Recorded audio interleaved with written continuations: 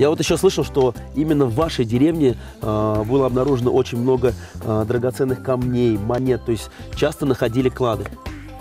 Вы, кстати, Ильхам, ни разу ничего, когда картошку копали, ничего не нашли? Никаких золотых монет? Нет, не нашел. Но очень много археологических раскопок бывает именно в этой деревне, на этой земле, и они, если не ошибаюсь, ежегодные. Но вы имейте в виду, если что-то найдете, сразу нам приедем, поможем, раскопаем. Обязательно, Руслан. Исян Масаскарматудуслар, здравствуйте! В эфире кулинарное шоу «Секреты татарской кухни». Мы продолжаем гостить в Тетюшском районе и знакомиться с его достопримечательностями. Кстати, вот одна из них – белуга. В 1921 году ее поймали местные рыбаки, вес ее был 960 килограмм. С тех пор таких рыб в этих краях не ловили. Город Тетюши – довольно небольшой населенный пункт, но это никак не сказалось на наличии достопримечательностей и памятников. В городе очень много интересных мест, что привлекает не только отечественных, но и иностранных туристов. На сегодняшний день Тетюши могут похвастаться как культурными, архитектурными и историческими, так и природными и этнографическими памятниками регионального и федерального значения. Если говорить о последних, то к ним можно отнести сторожевую башню, что величественно расположилась на берегу Волги и славится не только великолепным видом, но и тем, что является самым высоким объектом на территории всего Тетюшского района. Мы прибыли к историческому ядру нашего города. Когда-то на вершине вон той горы, почти 4000 лет назад, появился первый тетюшанин. Именно сегодня там находится знаменитый в Татарстане археологический памятник Тетюшское второе городище, о котором я рассказывала. Срез горы, я уже говорила, это археологический памятник, пермские отложения татарского яруса под названием Тетюшские дислокации. Ну и, конечно, не сохранилась та лестница, к сожалению, деревянная, о которой писали Илья Ильф и Евгений Петров. Но на вершине этой горы обнаружены при раскопках горны, где плавили 3000 лет назад металл, владели тетюшане бронзолитейным делом, железообработкой. 50 лет на вершине этой горы устойчиво жили венгры. Ну и, конечно же, видите, стоит прототип, так сказать, аналог башни. Герб, помните, тетюшский герб говорит о том, что здесь жили служилые люди. Ну и начиная со времен древних булгар, когда мы были форпостом древнебулгарского государства, сохранилась даже такая чувашская песня-легенда, в которой поется: «Налетели монголы, разорили столицу, а 3 дочери повелителя превратились в белых лебедей. Прилетели они на правый берег, сели на высокую деревянную башню и с плачем наблюдали, как догорал их город, а их слезы превратились в ручьи, которые по сей день стекают по склонам тетюшских оврагов». А затем, мало, кстати, не только тетюшане, но и татарстанцы, мало кто знает, что 15-е, начало 16 столетия Тетюши почти на целое столетие становится окраиной российского государства. После взятия Казани это практически первый город на Волге, форпост, военно-сторожевой пост. И вот здесь от Тетюш до Алатыря тянулась знаменитая засечная черта – Тетюшская засека. Сюда высланы были служилые люди, полоняники, стрельцы, а гора имеет очень удивительное название, очень странное, все спрашивают – Вшиха, либо Вшивая горка. Почему такое название горы? Связано все с бурлаками. Летопись тетюшская гласит, что во времена бурлачества бурлаки тянули баржи и останавливались на ночлег подле Тетюш, под этой горой. Либо версия варили щи, щиха, либо сшивали паруса, шиха, сшивная горка, либо, ну, что кажется нам наиболее достоверным, они разводили костер, сушили отрепья и били вечных спутников трудового люда шеи. Дорогие друзья, напоминаю, что программа «Секреты татарской кухни» гостит и готовит в Тетюшском районе. И сегодня с нами жители села Большие Отряси. Это директор местного клуба Ильхам Хайбулин, Ильхам Исян Месес. И самая известная жительница этого села, певица, танцор Ляухида Ханым. Исян Месес. Спасибо, что пришли. Как настроение? Отлично, да. Отлично. И в преддверии праздника Курбан-Байрам мы решили сегодня приготовить баранину в 2 вариантах. Рассказывайте, Ильхам. Руслан, у нас 12 сентября Курбан-Байрам, у всех татар праздник же, самый большой праздник. Мы хотели приготовить этот из баранины на костре. То есть баранина на костре у нас будет? Да, на костре. А мы пораньше сделали этот мясо. То есть мясо, можно посмотреть, мы уже замариновали. Мы замариновали с этими приправами, все приготовили. Ну, вперед сделали. То есть заранее мясо у нас уже приправили специями, замариновали. Это, кстати, баранья нога. Чем замариновали эту ногу? Мариновали, положили соль, немножко водичку и приправы там. Ну, здесь я вижу укроп, лук. Укропы, луки лавровый какие, лист, лавровый лист, перец, морковь, чеснока. Ага. Все есть.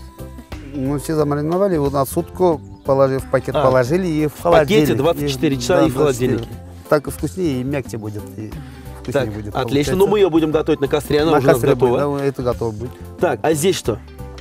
Расскажите. Здесь у нас шупа будет Из баранины. из баранины. Конечно, чуть постарались и резали. И... Ну мясо мы уже разрубили. Здесь у нас бараньи ребрышки сегодня. Дальше можно также Размельчить, да? размельчить, чтобы... Быстрее приготовилось. Конечно, это... Так, ну мы начинаем тогда готовить, и начнем мы сейчас из шурпы из баранины.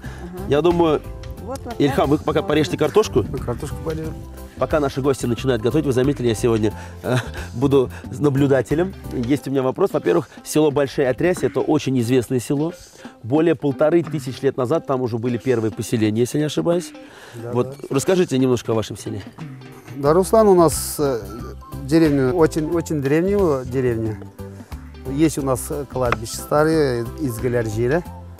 К нам приехал Туфан Минулин. Каждый год у нас празднует, в начале июня празднует. Молитву читает. И рядом Чишме есть родник. Родник тоже там же, да? Да. Но вот это кладбище святых, оно ведь, ему тоже несколько сотен лет, насколько я знаю. И некоторые надгробия даже хранятся в музее Болгар. И все это, кстати, вот из этой деревни Большая Отрясье. Я вот еще слышал, что именно в вашей деревне было обнаружено очень много драгоценных камней, монет. То есть часто находили клады. Вы, кстати, Ильхам, ни разу ничего, когда картошку копали, ничего не нашли? Никаких золотых монет? Нет, не нашел. Но очень много археологических раскопок бывает именно в этой деревне, на этой земле. И они, если не ошибаюсь, ежегодные. Но вы имеете в виду, если что-то найдете, сразу нам приедем, поможем, раскопаем. Обязательно, Руслан. Так, мясо у нас готово, картошка готова. Остается лук, мы как, целиком будем закладывать в шурпу? Тоже резать надо. И резать будем. Резать будем. Морковь еще осталась? Морковь. Давайте морковь порежьте. Мелкий. Вы лук порежете. Хорошо.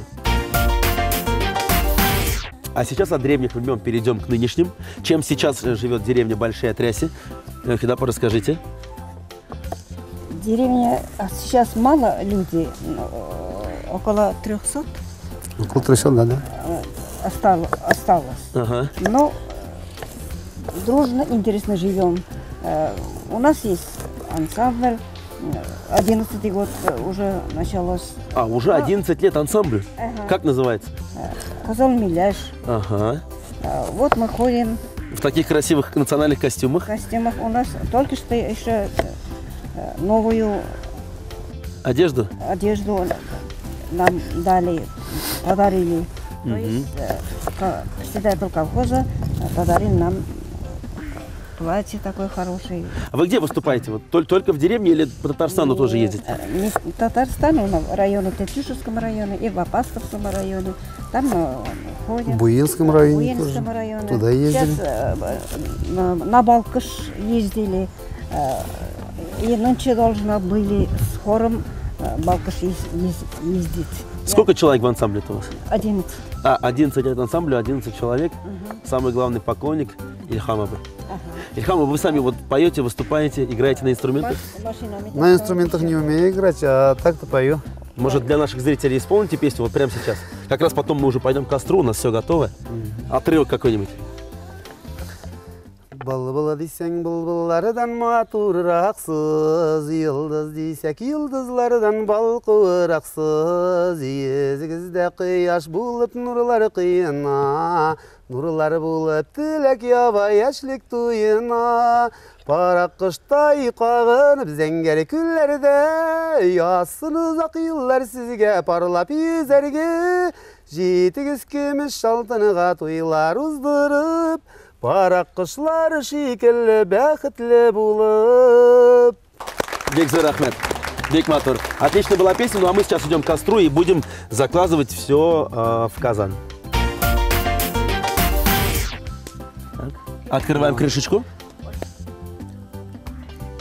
Вода кипит. Вода кипит, Аллахушка, все нормально. И мы добавляем туда баранину. Ах, бисмиллахи. Самое главное не обжечься. Пока соль не добавляем, да? Нет, не надо. То есть баранина должна вскипеть. Закрываем. Так, закрываем крышкой. Наше мясо должно минут 15-20 вскипеть. Потом мы добавим соль, остальные овощи. Ну а сейчас давайте поставим на костер нашу баранью ногу. Итак, как мы готовим нашу баранью ногу? Ставим решетку. Ставим решетку. Угли готовы Угли уже. готовы. Прям целиком мы берем. Целиком берем и оба стороны будем жарить. Так, с обоих сторон мы должны обжарить. Да. Это только начало. Ну и пока мясо обжаривается, вообще что готовите еще вот в вашей деревне конкретно? Какие блюда? У нас много блюд готовится. Лёха, по-татарски. Расскажи-ка. Барсын да хәзерлейбез. Пешмак та, Пешпешмак. пешмакларын да, башкаларын да ясыйбыз, гүбәрияләрен да ясыйбыз. Бөтенесен То есть все татарские блюда все готовите? можно. Ильхам, вы какие блюда вот любите? Что дома, кроме чем? Ну, Руслан, какие любим? Все любим. Так-то татарский уж вкуснее. Ну, чупчмак, примерно у нас татарские же блюда. И култук мача называется. Ага. Это суп тоже же. И губадья у нас. И бәлеш. Сейчас у нас вот праздники начинается, Курбан-Байрам же, вот у нас собираются люди, открывают баранину режет, и тогда и приготовят татарские блюда. Ну а сейчас мы подождем, пока доготовится баранина в казане, и после небольшой паузы продолжим готовить оба блюда. Программа «Секреты татарской кухни» вновь вместе с вами, дорогие друзья. Напоминаю, мы готовим в Тетюшском районе, и сегодня с нами Ляфхида Ханым и Ильхам Абай. Как настроение? Нормально. Здесь очень хорошо, замечательные люди живут на этой прекрасной земле. И готовим мы не менее замечательные блюда. В честь праздника Курбан-Байрам мы готовим два блюда из баранины. Это баранья нога, она уже отдельно у нас прожаривается. И здесь у нас шурпа. Открываем. Добавлять мы туда будем сейчас картошку, соль и морковь. Морковь. И по рецепту, по секрету Илья Хидапа сказал, что лук добавляем попозже, да? Сюда. Кстати, вот это я впервые слышу. Илья Хидапа, а почему мы лук добавляем попозже, скажите? Шурпа будет кислее. А, если лук добавить сейчас, да? Ага. Поэтому позднее вкус пахнет. Ильхам, вы расскажите, пожалуйста, чем живет вот ваш клуб? Чем у нас живет? У нас люди хорошие живут, и весело, и поем, с пляшем, и праздники у нас хорошо. Курбан-Байрам проходится, Наурuz-Байрам, и все у нас, все Сабантуй, села наверное. Сабантуй, а это само А в собой. деревне Сабантуй бывает в вашей деревне? Каждый год бывает. А вы вот своими коллективами в Тетюшке Сабантуя общем приезжаете, выступаете? Все выступаем, Казалмеляш выступает. У нас еще есть группа Сайлян. Ага. Это молодежь, они танцуют и тоже. То есть танцевальный коллектив есть? Танцевальный коллектив. В прошлом году мы по деревне ездили с Казалмеляш группой. Каждой деревне выступали в концерт. У нас встречали хорошо, и каждой деревне, Пасовский район. И То есть везде был аншлаг, все были довольны? Все довольны были. Ну а сейчас мы накрываем нашу шурпу. Все это должно вскипеть, затем мы добавим туда специи и лук. Пока есть у нас время, Илья Хидапа, я прошу вас, вы же танцуете все-таки, может для нашей программы исполните один танец? Пожалуйста.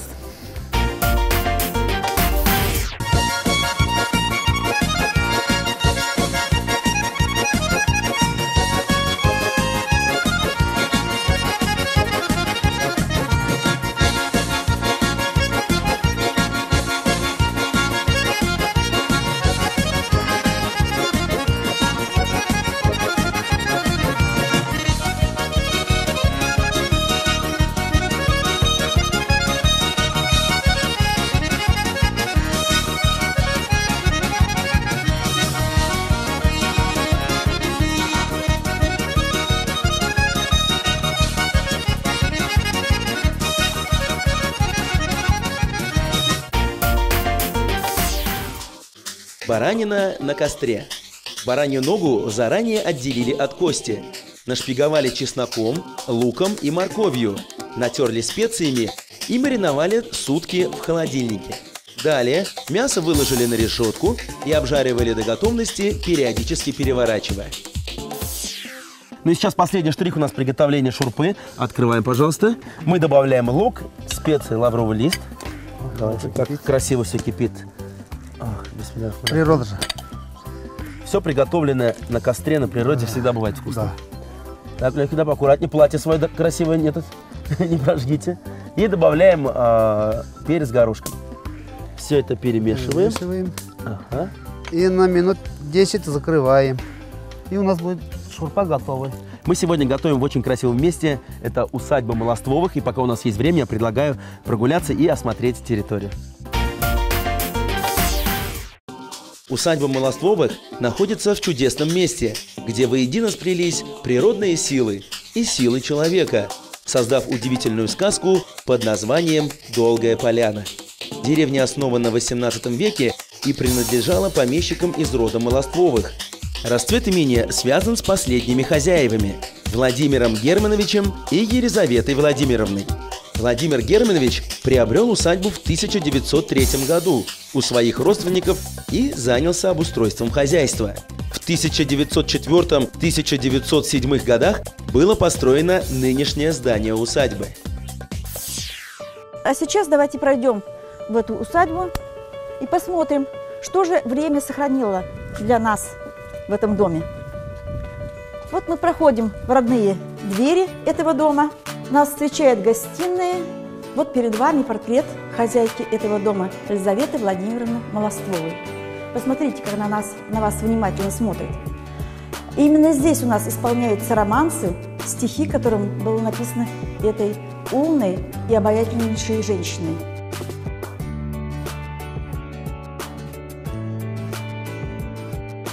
На втором этаже, как и на первом, сохранился паркет от того времени, вот вы его сейчас видите. А еще дом уникален в том плане, что он очень интересно отапливался. Обратите внимание вот на эту толстую стену в середине этого дома. Внутри этой стены находятся дымоходы. В подвале была печка, эта печка топилась, и по дымоходам горячий воздух поднимался вверх. Вот таким образом дом отапливался. А еще мне хочется обратить внимание вот на этот стол. Вот это немой свидетель того времени, когда в этом доме был санаторий, дом отдыха писателей СССР. Посмотрите, даже инвентарный номер сохранился. «Долгая поляна», Литфонд. Ну а сейчас мы выходим на балкон, который, наверное, был любимейшим местом этой семьи. Как было прекрасно пить на этом балконе чай и любоваться изумительным видом Волги. Сейчас мы перед вами видим болгары, которые вот так рядышком находятся от этой усадьбы. Ну а сейчас мы заходим в кабинет Владимира Германовича. Человек, который не только построил этот дом, но и был хозяином Тетюшского уезда в течение 12 лет. А вот перед вами Елизавета Владимировна, удивительнейшая женщина, которая, кроме того, что знала 4 языка, была сведуща во многих сферах. Посмотрите, вот эти книги, которые она написала, какие они разные по тематике. Солдатские письма – это краеведческая тема. Яговисты – религиозная тематика. Современный анархизм – это политика. А это наша знаменитая лиственничная аллея, или по-другому аллея влюбленных. Когда-то, в давние годы, Владимир Германович решил удивить свою Елизавету и посадил вот такую аллею. Аллея была посажена от Большака и до самой Волги. Было посажено 468 деревьев. Очевидно, Владимир Германович хотел, чтобы его возлюбленная всегда гуляла в тени, в прохладе. Но сейчас мы находимся вот под такой шикарной короной горно-алтайской ели, которая была посажена 179 лет тому назад. Причем посажена эта ель была не Владимиром, который построил этот дом, а его отцом, Германом Владимировичем. По поводу такого значительного события, как жемчужная свадьба его и его жены Антонины Таврионовны. Род Молоствовых, он проживал по ту сторону Волги, там, где находился Спасский уезд. Именно там были самые значимые дворянские усадьбы. Одна была из них Триозера, а другая в Никольском. И вот именно хозяин Трех озер Порфирий Львович когда-то первым привез сюда своих крепостных крестьян, и таким образом появилась деревня Долгая Поляна. Но, к сожалению, сейчас ни в Трех озерах, ни в Никольском почти ничего не сохранилось от тех молостовых. Ну, а нам судьба подарила вот такой красивый дом, похожий на замок. И надеемся, что не только Долгая Поляна будет дальше жить и существовать, но и долгая история, связанная с родом Молостовых, будет жить долгие-долгие века. Шурпа из баранины на костре. Баранину разделали на небольшие кусочки. Лук и морковь нарезали в произвольной форме. В кипящий казан положили мясо, закрыли крышкой и варили 15-20 минут. Далее добавили морковь и картофель, посолили и варили еще несколько минут. В самом конце добавили лук, лавровый лист, специи и варили еще 10 минут. Дорогие телезрители, если вы не успели записать рецепты наших блюд, мы ждем вас в нашей группе ВКонтакте. Готовьте свои самые вкусные блюда, фотографируйте их и делитесь кулинарными секретами. А также не забываем подписываться на наш новый канал на YouTube. У нас все готово. Все мы вовремя сделали. Напоминаю, мы сегодня готовили 2 блюда из баранины к празднику Курбан-Байрам. Первое блюдо, вот оно у нас здесь. Как красиво готовится. Очень красиво. И вкусно. Ароматно пахнет. И вкусно. Это баранья ножка. Ну и сейчас мы пройдем к нашему казану и Левхидапа нам всем по порции шурпы, пожалуйста. Айдекс. Тарелку возьмите, Ильхановы. Каждый своей тарелкой. Оп. Ох, как хорошо. Кішіректер беріңгілерін салырсың. Мне побольше мяса, Левхидап. Да, побольше мяса мне. Ага. Все, отлично. Так, Ильхановы, давайте вам. Давайте.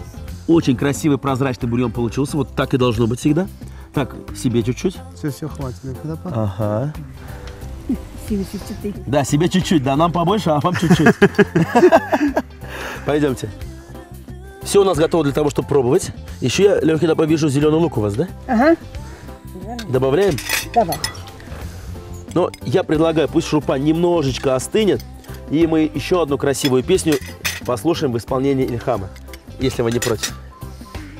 Не против? Нет. Якын көреп жиылған сезіні дусларсыз яшап болмай бұл дүнияда. Тұрмыш матур бола, олы дуслар болса, якыны туғаннар келе яныңда болса, туғаны тумашалар, құдашалар, ойнап келіп жырлап бейіп көңіл ашалар. Туғаны тумашалар, құдашалар, ойнап келіп жырлап бейіп көңіл ашалар. Бекзор Ахмед, большое спасибо. Айдагис, көңілдер ашамыз. Поднимем себе настроение и попробуем настоящую шурпу. Бисмиллахир-рахманир-рахим. Приятного аппетита.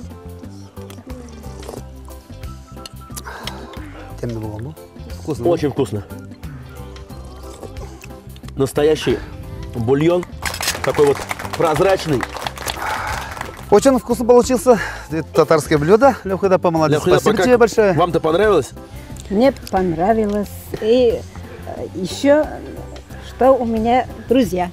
То, что мы это готовили нашей дружной командой. А сейчас берем вилочки. И вот мясо я и уже мое порезал. мясо попробуйте-ка. Так, мясо, которое мы готовили на костре, мне кажется, Напоминаю, 24 часа мы мариновали это мясо отдельно в холодильнике со специями.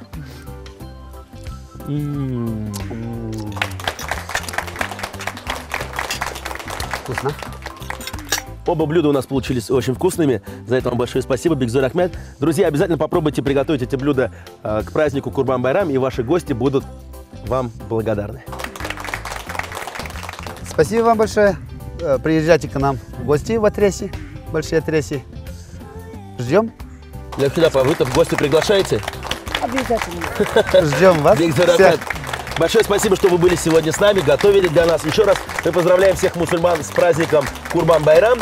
И отдельно благодарим Тетюшский район за гостеприимство. Было очень весело, очень интересно. Надеюсь, мы еще приедем к вам обязательно. Приезжайте. Это была программа «Секреты татарской кухни». Увидимся уже через неделю. Пока-пока.